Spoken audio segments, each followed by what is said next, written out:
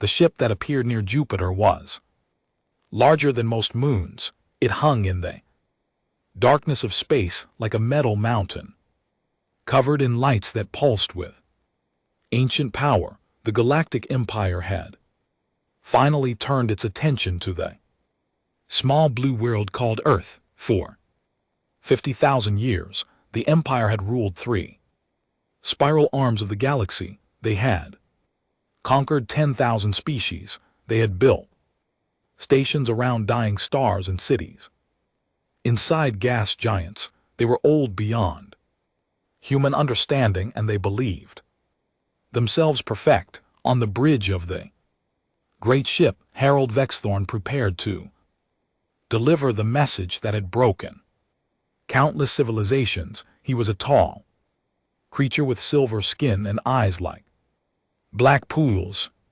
His kind had served the Empire for 20,000 years, and he had personally delivered the challenge of dominion to 47 species.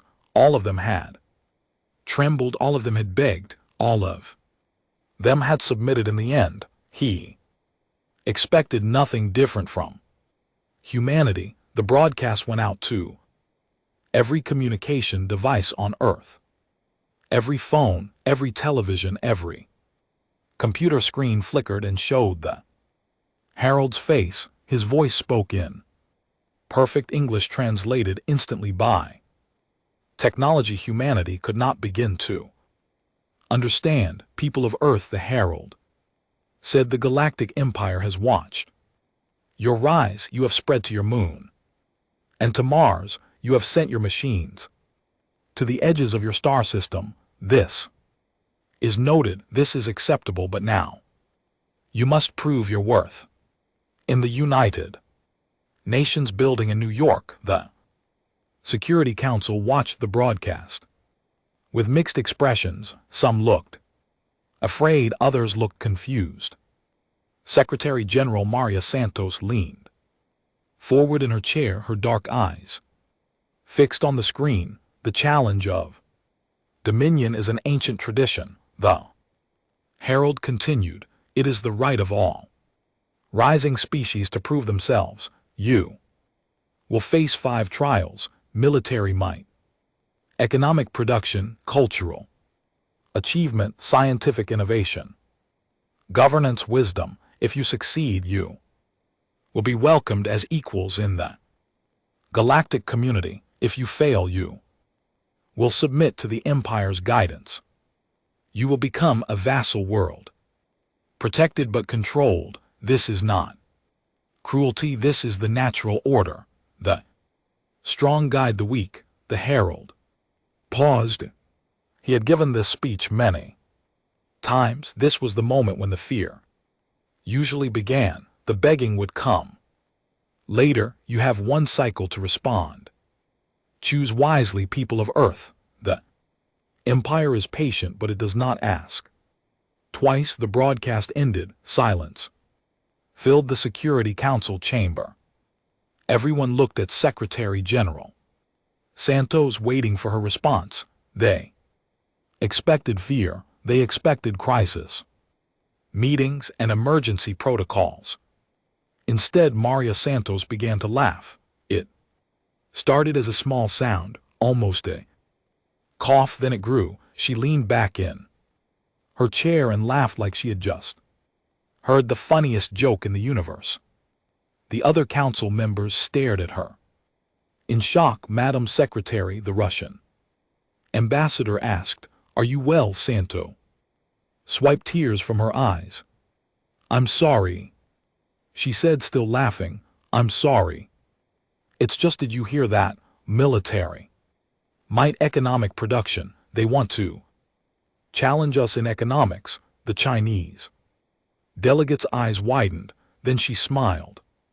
Then she started laughing too. Within minutes, the entire Security Council was laughing. They laughed until their sides hurt. They laughed until the guards outside came in to check if something was wrong. What the Galactic Empire did not know, what they could not have known, was that humanity had been watching them For decades, 50 years ago human scientists had detected faint signals.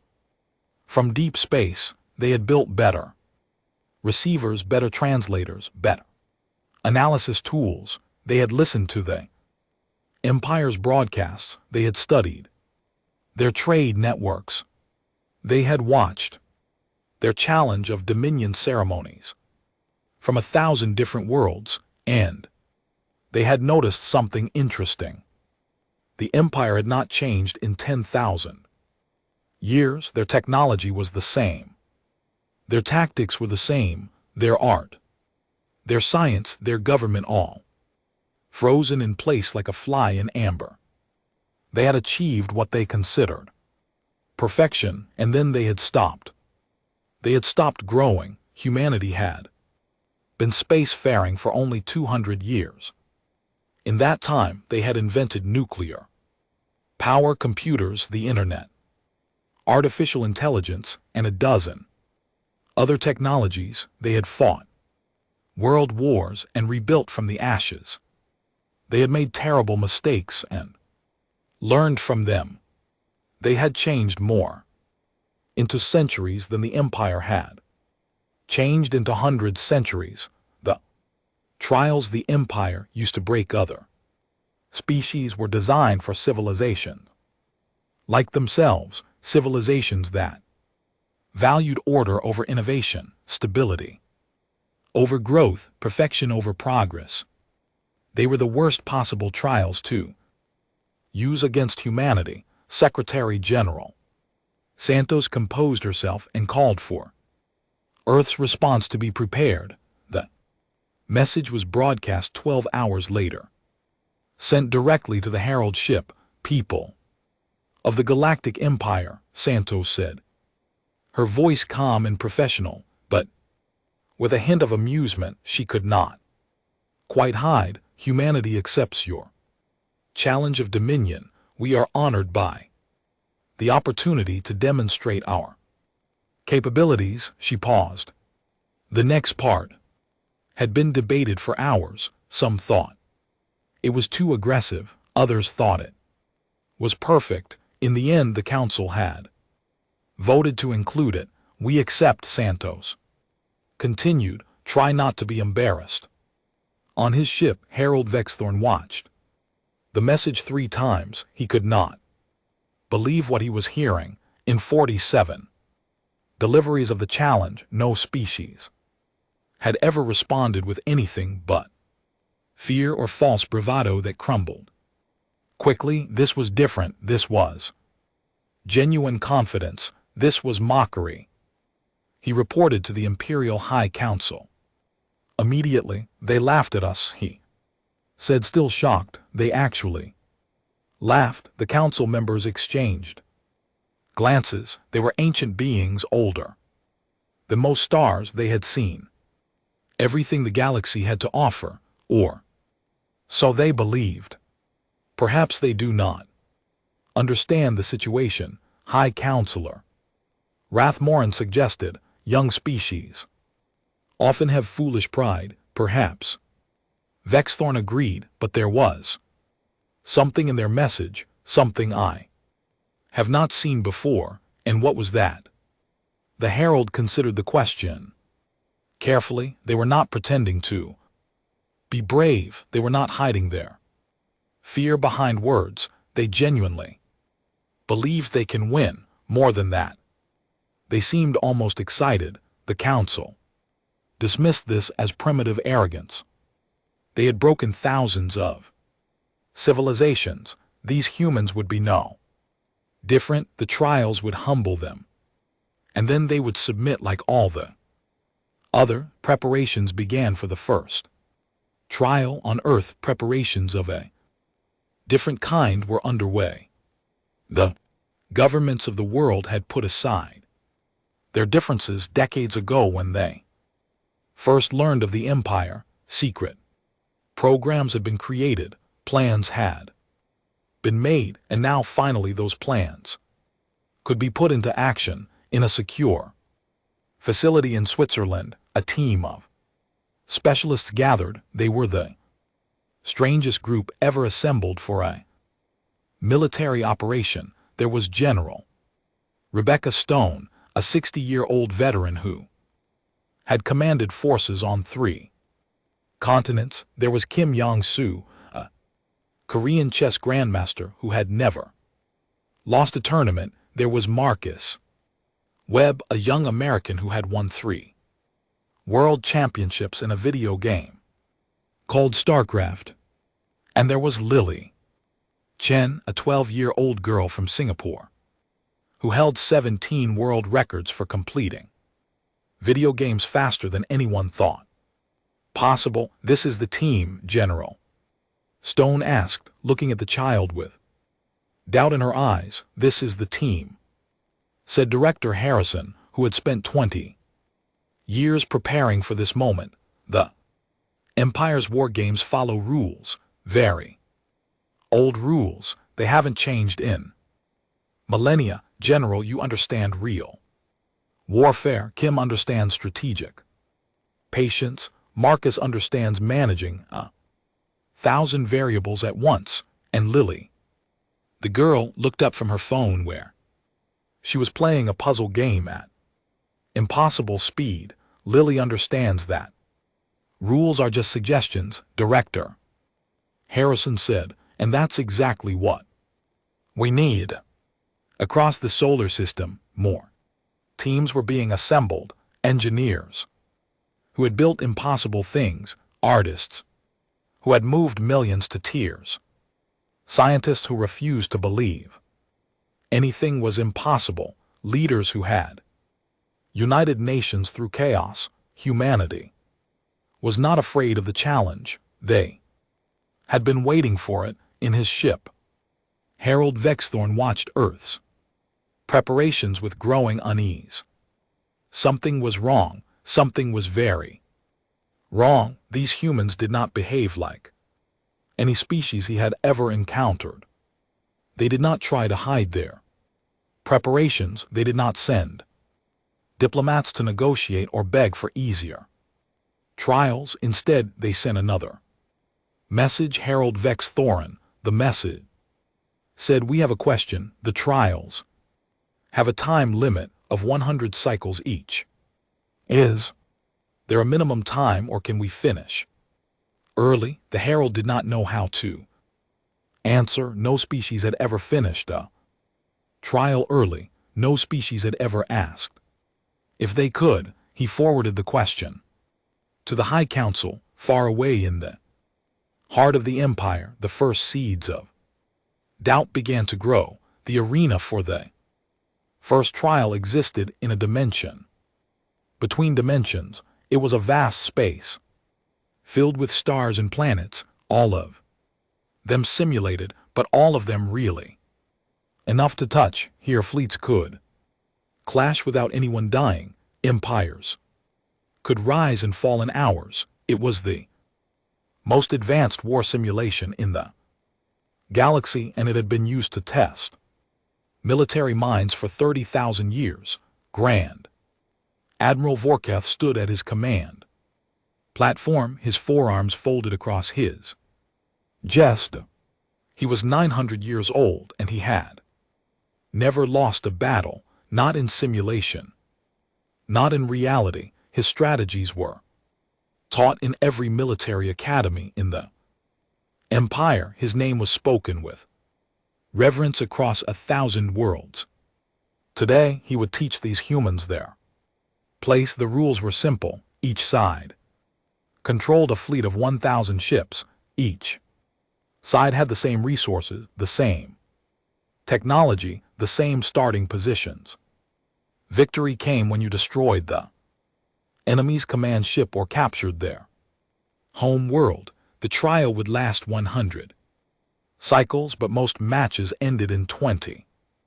Admiral Vorkath expected this one to end in 10. The human team appeared on the opposite platform. The Grand Admiral studied them with his for eyes, and what he saw confused him. There was an old female in military uniform acceptable.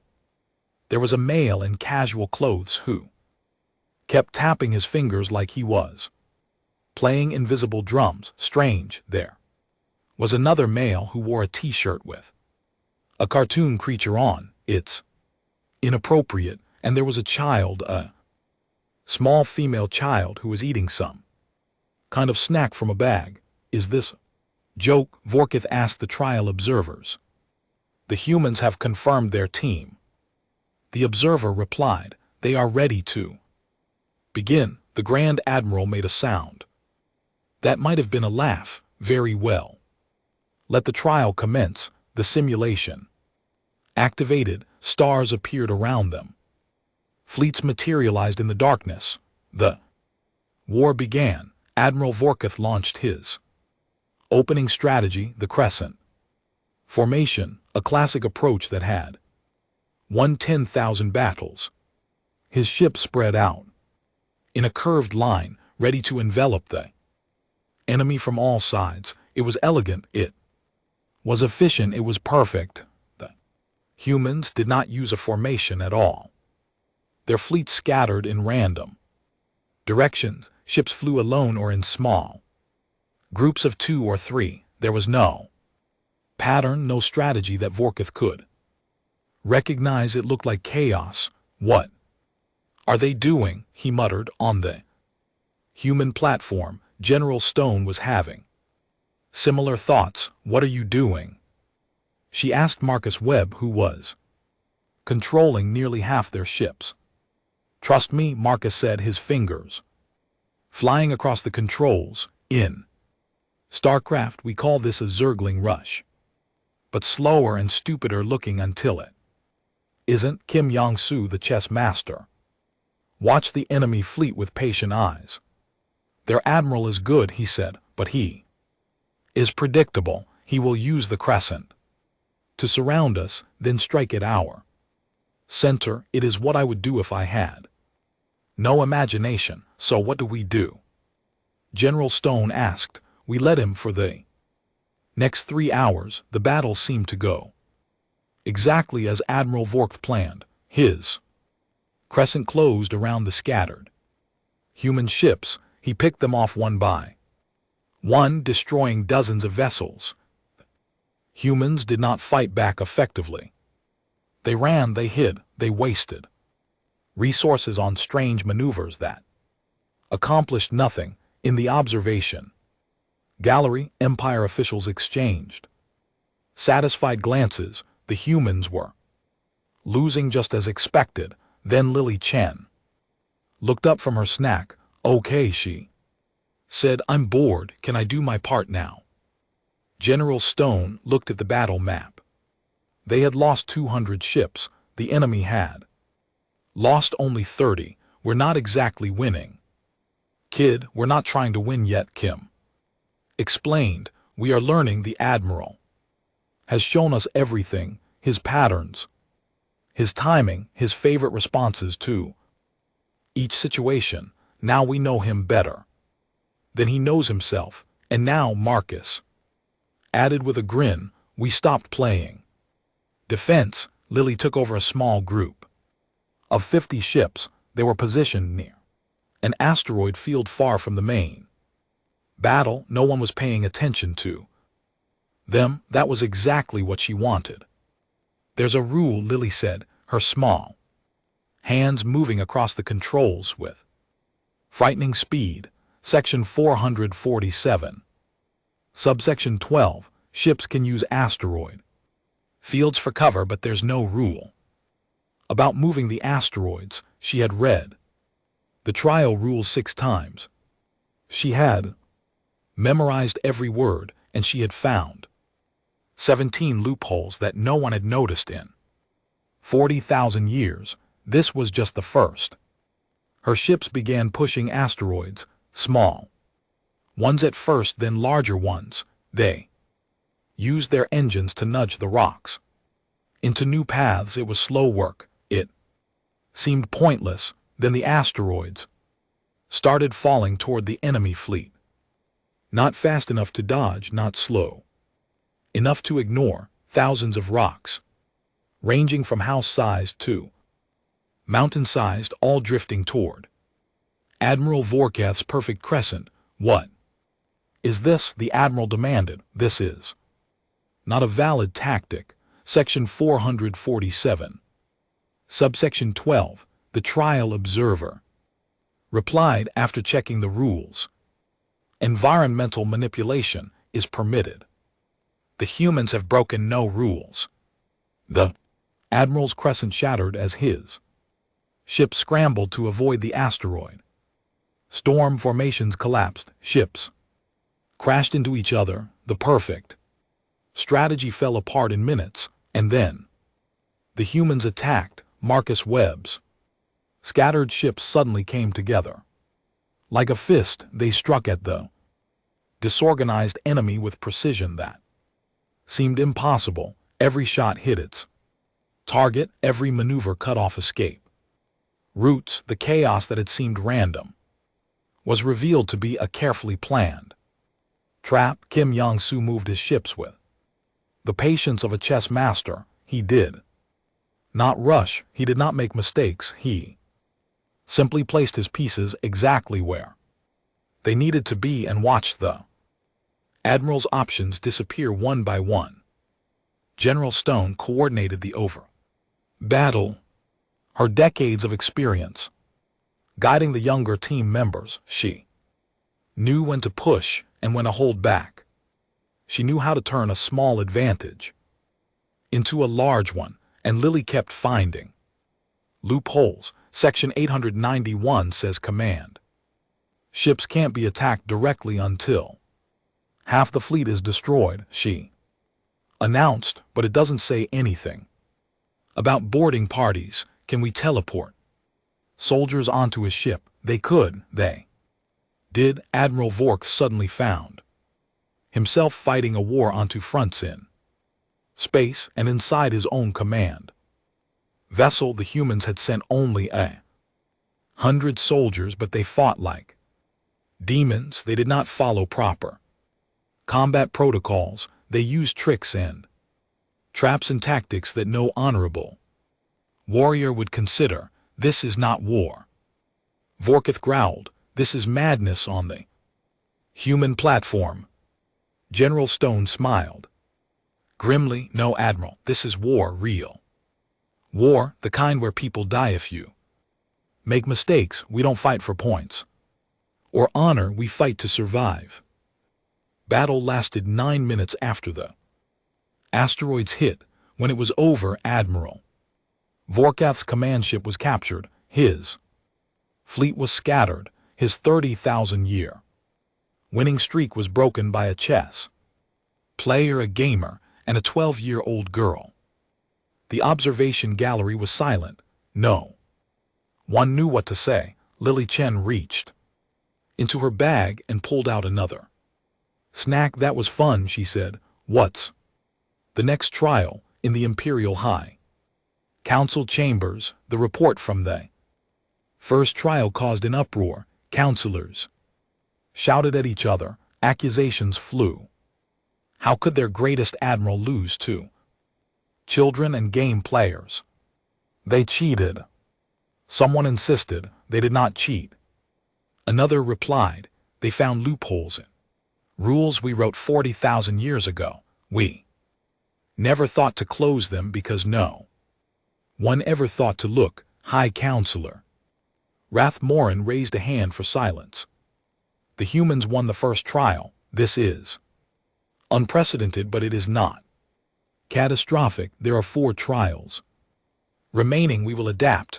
We will learn from this defeat. But in the back of the chamber, Harold Vexthorn watched with growing understanding. He had seen the look in the humans' eyes during the battle. They had not been desperate. They had not been lucky. They had been having fun. Your Excellency, he said quietly to the High Counselor, I believe we have made a serious mistake. What mistake? We assumed the humans would be like other species. We assumed they would fight the way we fight, think the way we think, value what we value, but they do not. Then what do they value? Harold Vexthorn considered the Question, he thought about the child. With her snack bag, the gamer with his cartoon shirt, the way they had laughed. When their impossible plan worked, they value novelty, he said finally. They value surprise. They value winning in ways no one has ever won before, and I do not think we are prepared for that.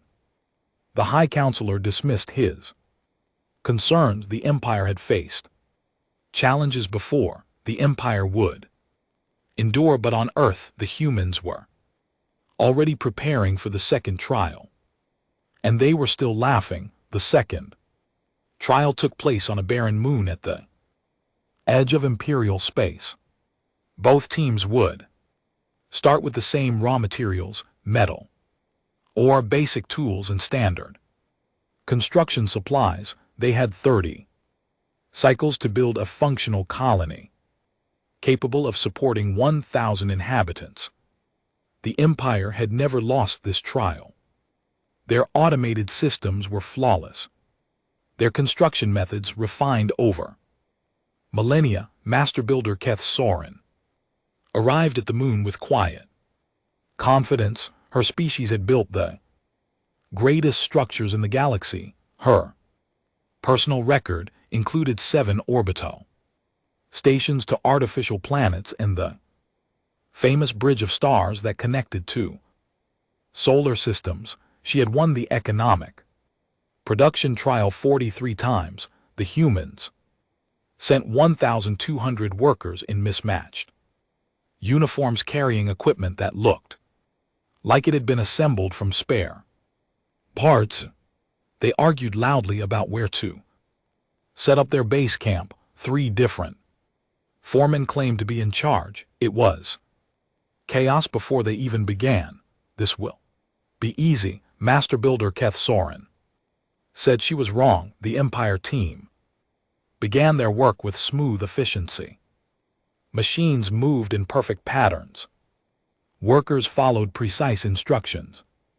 Walls rose according to ancient blueprints that had never failed. By the end of the first cycle, they had completed their foundation and begun the primary structure. The humans spent the first cycle arguing. They argued about the design. They argued about the materials. They argued about who would do which job. Their foreman drew diagrams in the dirt and shouted at each other. Imperial observers watched with amusement. Then something strange happened.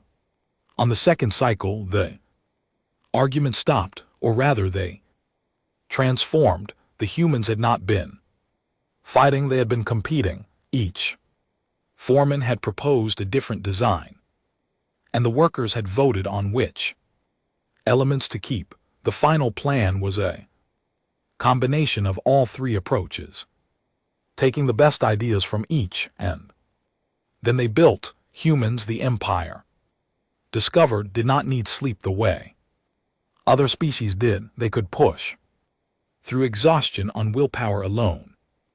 They called it pulling an all-nighter and spoke of it like a badge of honor.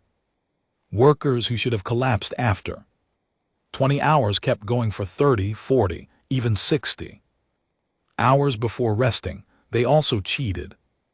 Not against the rules. The rules were carefully designed to prevent actual cheating, but they bent every rule to its breaking point. When the regulations said they could not use automated systems beyond a certain level, they created semi-automated systems that required a human to press one button every few minutes. When the rules limited the size of their construction machines, they built smaller machines that worked together like a hive of insects. Is this permitted, Master Builder Keth Soren demanded. The trial observers checked the rules carefully.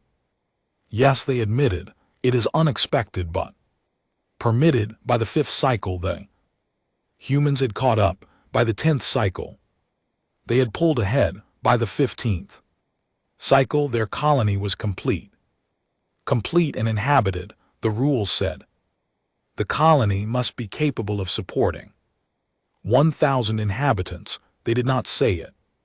Had to be empty. The humans had brought settlers with them, volunteers who were willing to live in an unfinished structure while construction continued. Around them, children played in half-built parks, families ate dinner in cafeterias that still smelled of fresh concrete. This is not how it is done. Catherine protested. Construction must be finished before habitation begins. Where does it say that? A human foreman asked. It did not say that anywhere. It was simply how things had always been done. The empire had never questioned it. The human colony was messy. Cables ran along floors instead of in side walls. Temporary structures stood next to permanent ones. Signs pointed to facilities that were still being built. It was chaos. It was also full of life. Laughter echoed through the corridors. Music played from portable speakers. Someone had already started a garden in the common area, growing vegetables in recycled containers. Master builder Keth Soren finished her colony 8 cycles. Later it was perfect. Every surface was smooth. Every system was optimal. Every measurement was precise. It was also empty. The trial judges toured both colonies. The empire's structure was a masterpiece of engineering. The human structure was a masterpiece of something else, something the judges did not have a word for. How do you explain this? Judge asked the human foreman. The foreman clears throat. Shrugged. Explain what? We needed a colony, so we built one. We needed people to live in it, so we moved them in. What's complicated about that? But it is not finished. Sure it is.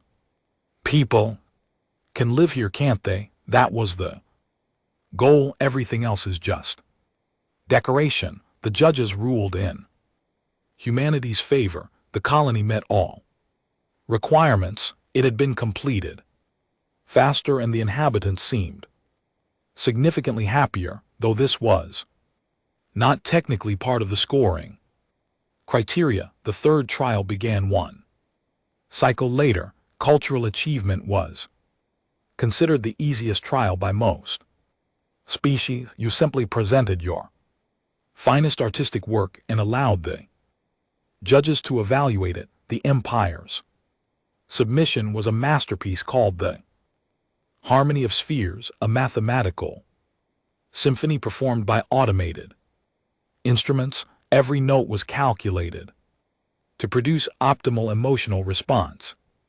Every melody followed patterns that resonated with the fundamental frequencies of the universe.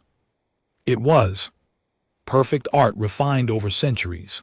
The humans submitted a file labeled Humanity, a collection. The judges gathered in the great auditorium to experience both submissions. The Empire Symphony played first. It was beautiful. It was moving. It was technically flawless. The judges nodded in appreciation. Several made notes about particular passages that demonstrated exceptional skill. Then the human submission began. It was not a single work. It was thousands of works edited together into a continuous stream of sound and image. There was a baby laughing for the first time. There was an old man crying at his wife's grave.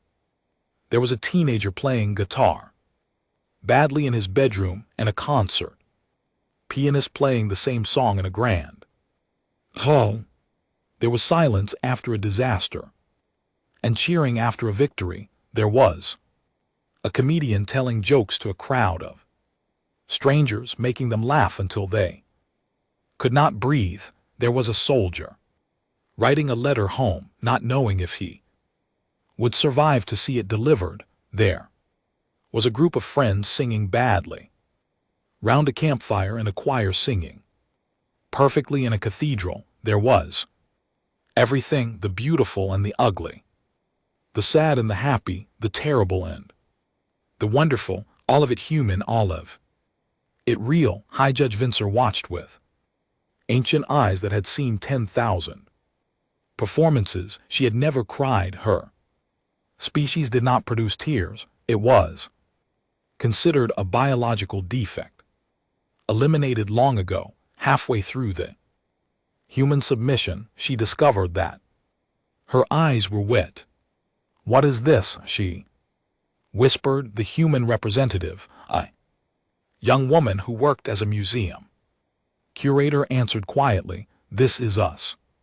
This is what it means to be human. We are not perfect. We make mistakes. We fight and hurt each other, but we also love and help each other. We feel everything all the time, and we would not give that up for anything. It is so chaotic." Yes, that is the point. Life is chaos. Art should be too. The Empire's symphony was perfect. The judges agreed on that, but perfection, they realized, was not the same as greatness. The human submission was messy and imperfect and sometimes painful to experience. It was also alive in a way that the Empire's art had not been for centuries. The judges deliberated for hours. In the end, the vote was unanimous. The trial of cultural achievement goes to the humans. High Judge Vincent announced. Their submission was not superior in technique, but it was superior in truth. It made us feel things we had forgotten. We could feel. That is the purpose of art. That is what we had lost. The human curator smiled and bowed. She did not gloat. She did not mock. She simply said, "Thank you for listening." In the Imperial High Council chambers, panic was beginning to set in. 3 trials. High Counselor Rathmoran said, "They have won 3 trials. This has never happened. They cheated." Someone insisted. Again, they did not cheat. Vex Thorin replied. He had watched every trial carefully. They simply approached each challenge differently than we expected. They do not think in straight lines. They do not value perfection over results. They are adaptable in ways we are not. Then we must adapt. Can we? We have not changed our methods in 10,000 years. We have not needed to, but now. The council fell silent. They were facing a truth they had avoided for millennia. The Empire had stopped growing. They had achieved what they considered perfection and then frozen in place. They had mistaken stagnation for stability, and now a young species from an unremarkable world was showing them everything they had lost. 2 trials remained. The council promised that humanity would not win again on Earth. The humans prepared for trial 4, and they were still laughing. The 4th trial was supposed to be impossible. 10,000 years ago, the Empire had faced a crisis. A star in a populated system had begun to die. Its core was collapsing in an unstable pattern, and within a century, it would explode, destroying 12 inhabited worlds. The greatest minds of the Empire worked on the problem for generations. They tried everything. They failed at everything. In the end, they evacuated the system and watched the star die. 40 billion people lost their homes. The Empire declared stellar stabilization impossible and moved on. Now that same problem was given to humanity. Stabilize this simulation of the dying star. The trial instruction said you have 100 cycles. The Empire's best attempt lasted 60 cycles before failure. Matching or exceeding this time will be considered acceptable. Actual stabilization will be considered exceptional. The human science team gathered in the simulation chamber.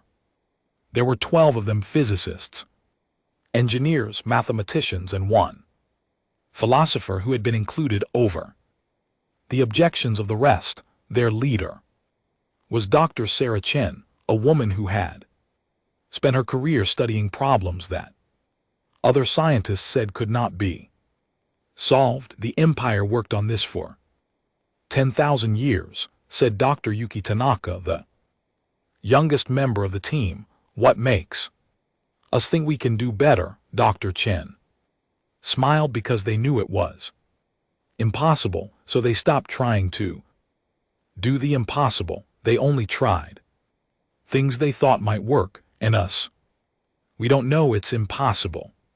So we're going to try everything, including the things that definitely won't work, and then we're going to try the things that can't possibly work, and then we're going to try the things that don't even make sense. The simulation began. For the first 20 cycles, the human team simply observed. They ran tests, they gathered data, they asked questions that the Empire had never thought to ask. Why was the star dying in this particular pattern? What forces were at work? What assumptions were they making that might be wrong? The Empire's approach had been to fight the star's collapse directly. They had tried to add energy to the core, to push back against gravity, to hold the star together by force. It had slowed the collapse but never stopped it. The star always won in the end. We're thinking about this wrong, Dr. Chen said. On the 21st cycle, we're trying to beat the star, but you can't beat a star. It's too big, too powerful. We need to work with it instead of against it. Work with a dying star. Dr. Tanaka asked how. This was when the philosopher spoke up. His name was Marcus Webb, no relation to the gamer from Trial N, and he had spent 30 years studying the nature of change and transformation. A dying star is not really dying, he said. It is becoming something else. The collapse is not an ending, it is a transition. What if we stop trying to prevent the transition and instead guide it? The scientists looked at him like he was insane. Stars did not become things, they exploded, or they didn't. Physics was physics, but Dr. Chen was listening. Guided how the star's core is collapsing because the forces are out of balance. What if we don't try to restore balance? What if we deliberately push it further out of balance, but in a controlled direction, like steering a falling object instead of trying to catch it? It was theoretically insane. It violated 3 fundamental principles of stellar mechanics. Every simulation the Empire had run showed it would accelerate the collapse, not prevent it. But the Empire had only simulated pushing the star out of balance in random directions. They had never tried to aim the imbalance. Dr. Chen's team spent 40 cycles developing the math. It required calculations so complex that they had to invent new mathematical tools just to describe what they were doing. They made mistakes, they had arguments. They threw out entire approaches and started over. 3 team members quit in frustration and had to be replaced. On cycle 61, they ran their first test. The simulated star shuddered, its core twisted in ways that should have been impossible. The collapse accelerated exactly as predicted. And then it stopped. Star did not stabilize in the traditional sense, it transformed. The collapsing core reached a tipping point and inverted, creating a new kind of stellar object, not a star, not a black hole, but something in between. Something stable, something that would shine for another billion years. That's impossible, the Imperial Observer said. The physics don't allow. The physics allow it, Dr. Chen interrupted. We checked very carefully. It's just that no one ever thought to look in this direction because everyone knew it wouldn't work, but the Empire's scientists knew the star couldn't be saved, so they tried to save it. We didn't know it couldn't be saved, so we tried to chain it instead. Sometimes not knowing something is impossible is the only way to make it possible. The trial judges reviewed the results for 3 cycles. They brought in external experts. They ran the simulation themselves just to make sure the results were always the same. Humanity had solved a problem the Empire had declared unsolvable, not by being smarter, not by having better technology, simply by refusing to believe it couldn't be done. The 5th trial began immediately after. Governance wisdom was the trial the Empire was most confident about. They had ruled the galaxy for 50,000 years. They knew how to govern. Their systems were perfect. Their methods were optimal. Every decision was calculated to produce the best possible outcome for the greatest number of beings. The trial was a simulation of a planetary crisis. A populated world faced multiple simultaneous disasters: plague, famine, political unrest, and natural catastrophe. Each team had to manage the crisis using whatever methods they chose. Victory went to whichever team saved more lives and maintained social stability. The Empire's team was led by wise counselor Rath Vivin, who had governed entire sectors of space for 3,000 years. His approach was methodical. Calculate the optimal distribution of resources, identify which populations could be saved and which were beyond help, minimize total casualties through precise allocation of limited supplies. Acceptable losses are unavoidable, he explained to the trial observers. A wise leader knows when to sacrifice the few to save the many. The human team was led by former President Maria Santos, the same woman who had laughed at the challenge of Dominion. Her approach was different. No acceptable losses, she said. We save everyone. That is mathematically impossible, Rathvin replied. Watch us. The simulation began. Both teams faced the same disasters. Both teams had the same resources. Rathvin's team moved with mechanical precision.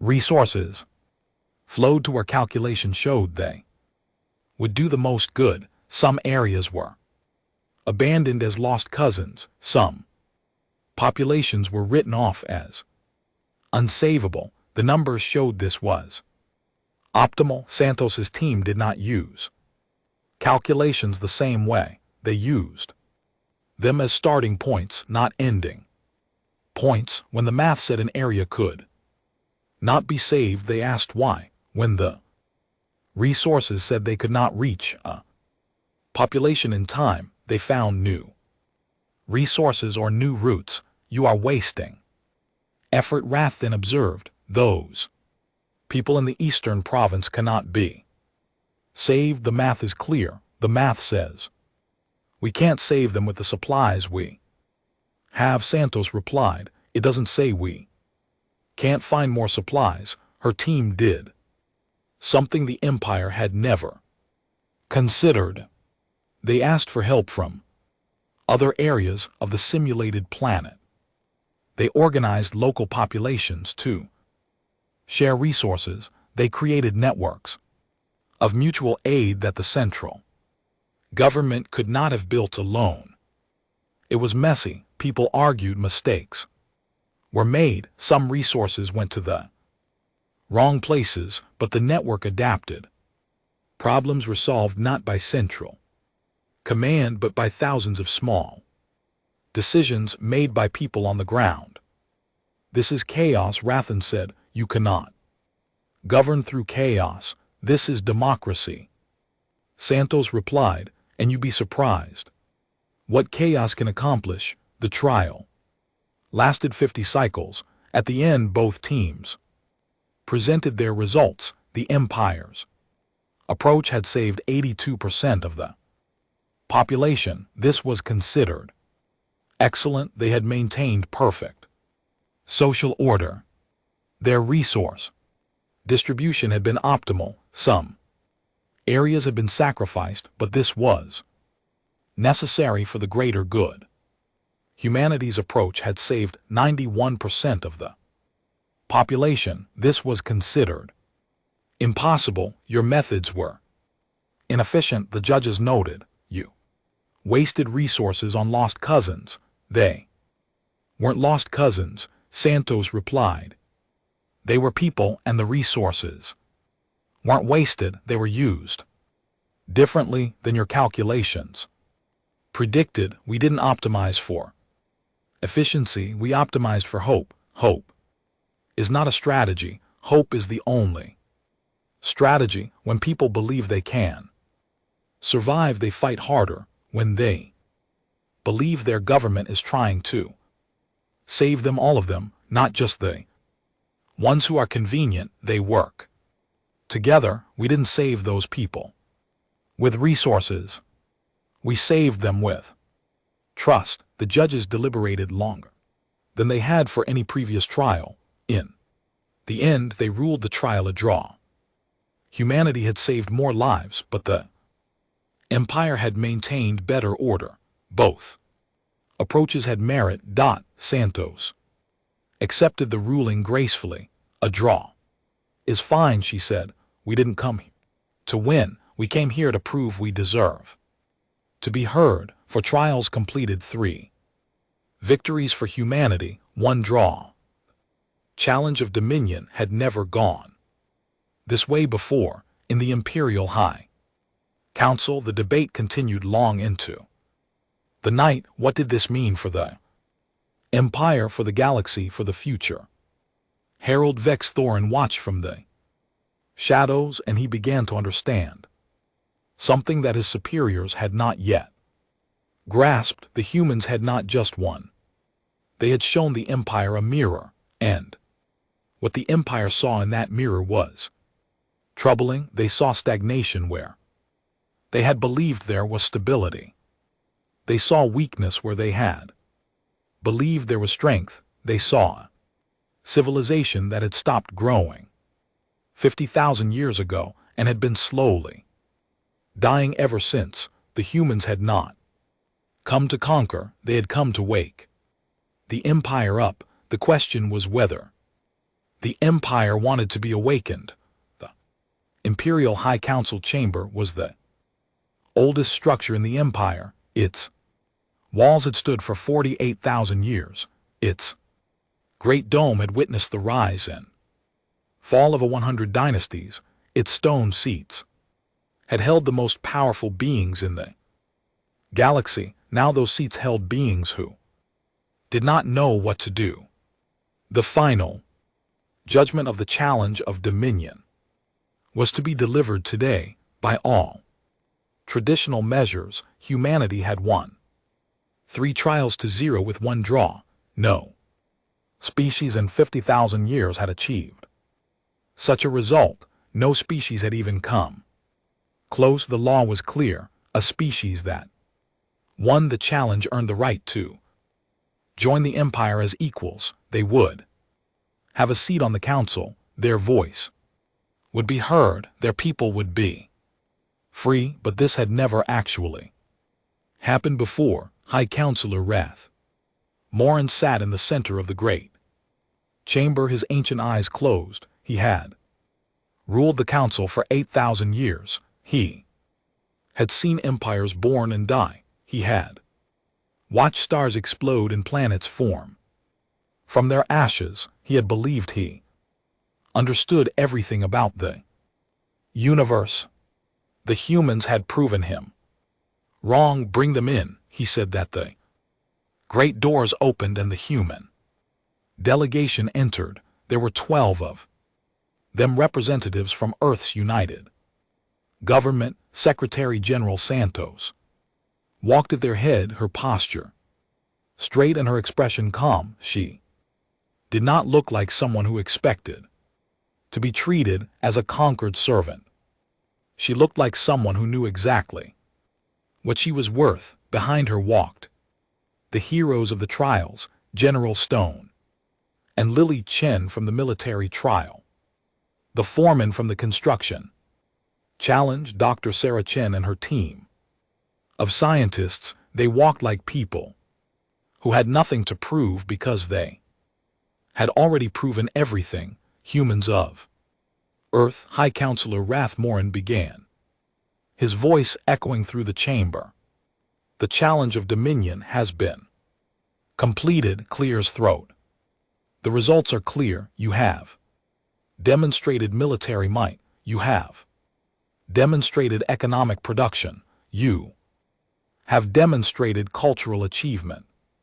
You have demonstrated scientific innovation. The trial of governance. Wisdom was judged a draw. He paused. Chamber was silent. By the ancient laws of our empire, this means we know what it means. Santos interrupted. She did not raise her voice, but her words carried clearly. It means we have proven ourselves. It means we have earned the right to be treated as equals. It means the great galactic empire must now accept a young, loud, chaotic species as their peers. Several counselors made sounds of outrage at the interruption. Humans did not interrupt the High Counselor. It simply was not done. Yes, Rathmoran said slowly, that is what it means. However, you don't want to do it. The High Counselor opened his eyes. They were very old and very tired. The council is divided on this matter. Divided. Santos smiled.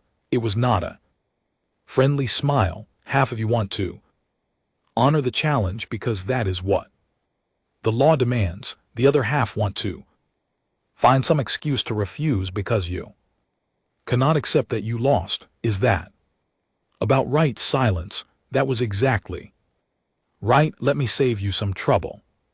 Santos said, we don't want to join your empire. This time the outrage was universal. Every counselor spoke at once. This was unprecedented. This was unheard of. Every species that had ever won the challenge.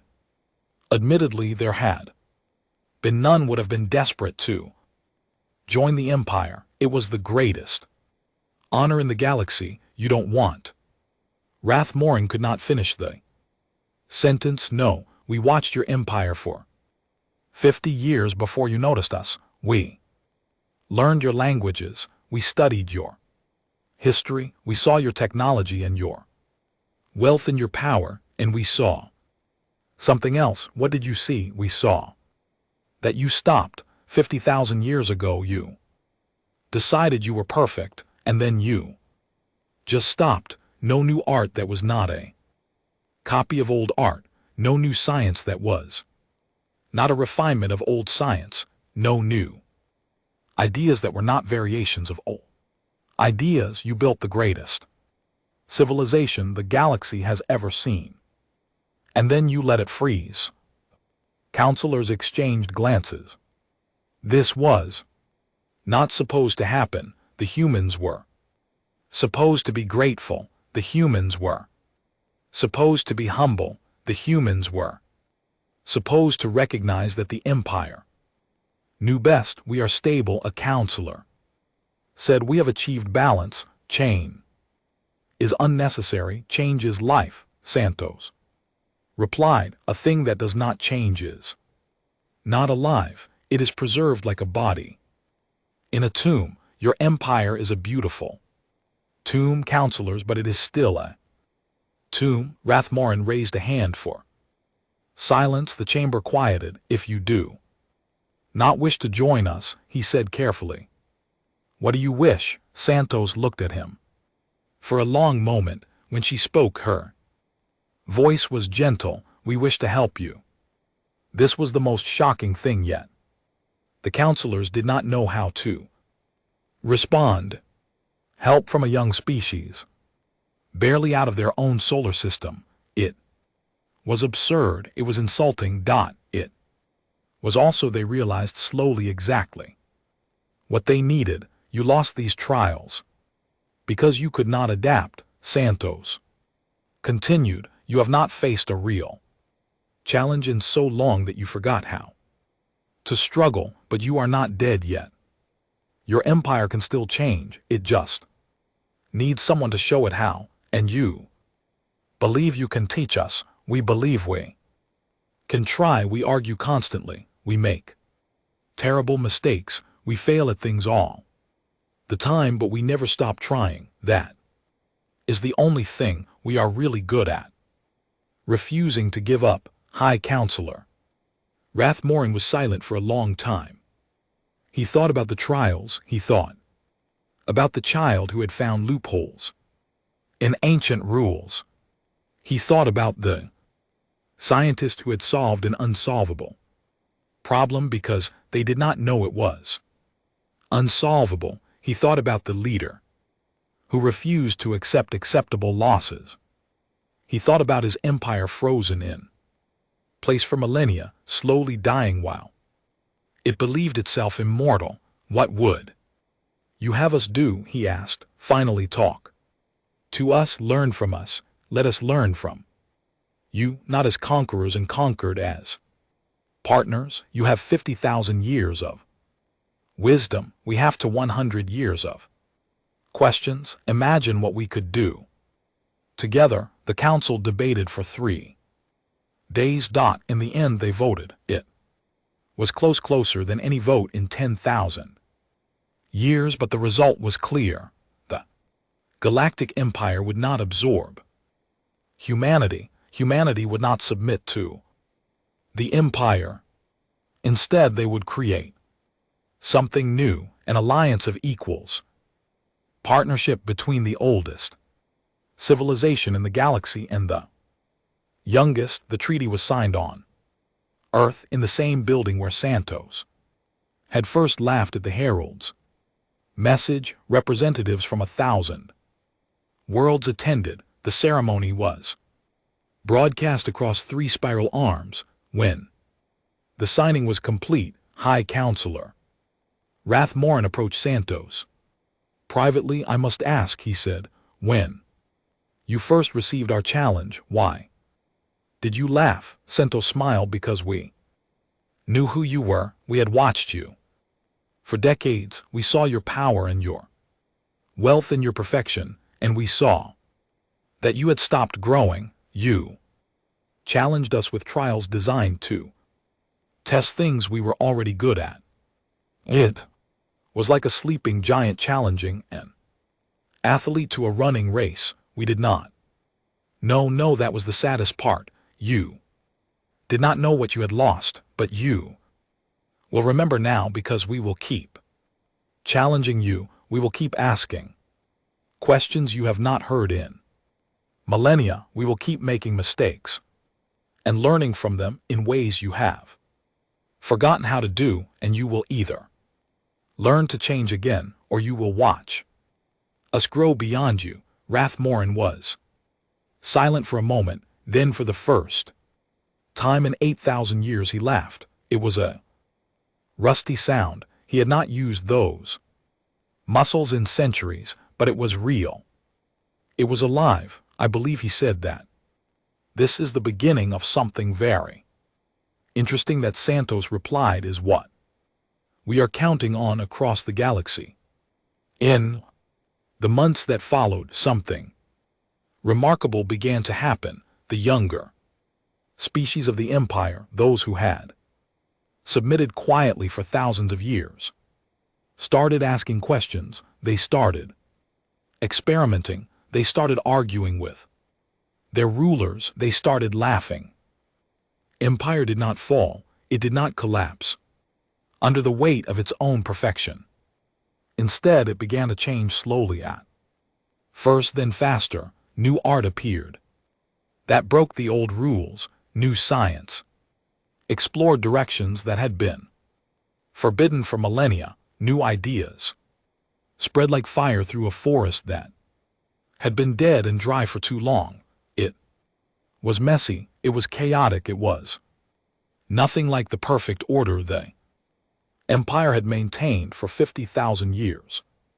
It was also alive in a way the empire had not been alive for longer than anyone could remember, and at the center of it all were the humans, still arguing, still making mistakes, still laughing at challenges that were supposed to frighten them. They had not conquered the galaxy, they had done something far more dangerous. They had made it interesting again. In his private chambers, Harold Vexthorne wrote the first chapter of a new history. He called it The Awakening. The first line was simple: the humans came to us as challengers, they left us as teachers.